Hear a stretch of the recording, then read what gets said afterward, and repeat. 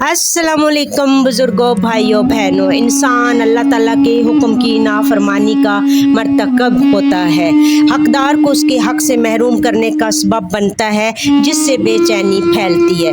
महरूमियाँ हद से बढ़कर अमन को निस्तो नबूद करने का सबब बनती है और माशरा अफरा तफरी का शिकार होता है। अदालतों में झूठी गवाहियाँ वक्त और वसाइल के ज़िया का बायस बनती है और इंसाफ की फराहमी में ताख़ीर का बायस बनती है। हमें चाहिए कि हम इन तमाम बातों से इज्तनाब करें जिनसे बज़ाहिर वक्ती तौर पर हमें फ़ायदा हासिल होता हो, मगर वो काम दरअसल माशरे की तबाही का बायस हो।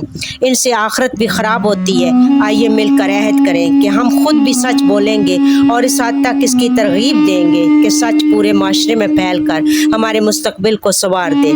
यूँ हमारी और आने वाली नस्लों की ज़िंदगियों को अमन अमान और अल्लाह ताला की खुशनुदी नसीब हो सकेगी। आप मेरे चैनल को लाइक शेयर सब्सक्राइब